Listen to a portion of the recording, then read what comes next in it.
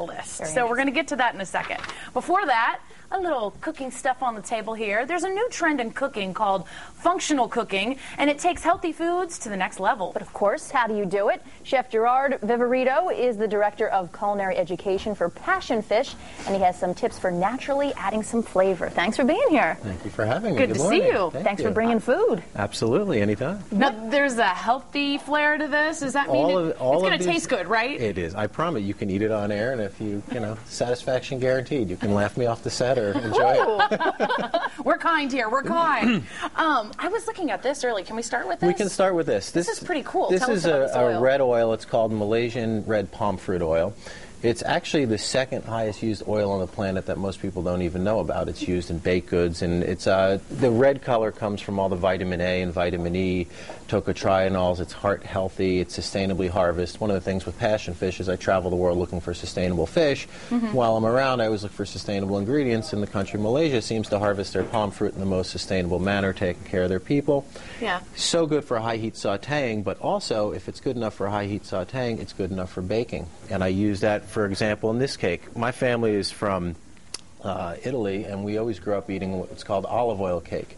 Here you have pound cake where they use just gobs and gobs of butter. Right. In Italy, it's a pound cake. That's how we roll here. Our sugar, right. our flour. Use the same thing, but use olive oil, and I've been experimenting a lot, and I use the palm fruit oil in this one. You can see it gives it this really beautiful red color. This has chopped almonds in it. In place of sugar, I use agave syrup, which is this. This is pressed out of the agave cactus, which most people know from tequila. Oh, yes, agave, that's what you hear. How much is, before we get to the agave, how much is this, and can you find it in most grocery stores? You can find it in most grocery stores in the ethnic aisle, absolutely. Or Does you could it always taste go, a lot like? It tastes like butter. Oh. It's really amazing, and it lowers cholesterol. It's cholesterol neutral. So and look at this. This is the non-red version, and this is what I use in baking a lot because it sets up solid at room temperature without being hydrogenated. What's that called? That's palm oil also. Oh, okay. If you that's just the white palm oil. This is the red palm oil. That's used more in baking. This is used more in sautéing. But like I said, I always like to experiment and see what I can find. Yeah. So this, we baked it into this cake, and it keeps it really moist and flavorful. And Can I try it? Absolutely. Just give a fork, pick it up and bite. I don't have a fork. I'm just going to be, classy here and just take a little bite. What is functional cooking? Functional cooking is adding healthful ingredients to any dish to get more nutritious results. What's in there? For example, taking out sugar and using agave, because agave doesn't raise your blood sugar. And there are people these days with so many blood sugar issues, and they have to watch their glycemic index value. Also good for losing weight. Other ingredients on the far end, those are raw chocolate bars. The raw movement has tried to make headway into this country, and some people believe in it and some people don't. You hear about it a lot more. But it's just so simple. All those ingredients, that whole dish was made in, I would say, roughly 45 seconds in a food processor. Oh, this? Are you serious? 45 seconds? Yeah, I mean, that is... it's a blend of palm oil and coconut oil at a liquid state.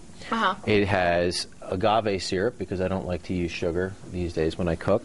It has lavender flowers, little petals. Lavender flowers? Well, because when I cook, I also think, how can I make people experience when they're eating? And if you've ever smelled lavender, or experienced lavender essential oils, or massage, or bath salts, it has a truly calming effect on the body. So you can also achieve the calming effect through eating. So, just such a beautiful You're not going to taste that. I would think lavender would taste a little funny. No, it actually has a slight... Yeah, you could try it. There's also... make you taste it. Does it taste funny? Cocoa powder, which, these days we hear everything about being the antioxidants in chocolate and high in magnesium. Great, actually, dietary fiber of all things. How do you think? You like it? Is it good? Is it good? Can you taste the lavender? We're putting you on the spot with the full mouth. But... There's something, is that cherry? It tastes like cherries. They're goji berries. Okay. And goji berries? Goji berries are from the Himalayas, and they're considered nature's superfruit. They're really super high, what they call auric value, and they're high in omega-3 fatty acids. They're high in antioxidants. Some people say great cancer fighting. Would it be something like, you do dried cranberries and stuff you like can that? Use you this take in on the dough and snack? Every place you could use cranberries or raisins. You could just substitute these. You could eat them as a snack. I like to bake them into items. I put them in for, that functional effect. Some people will steep these in hot water as a tea and get all the benefits from it.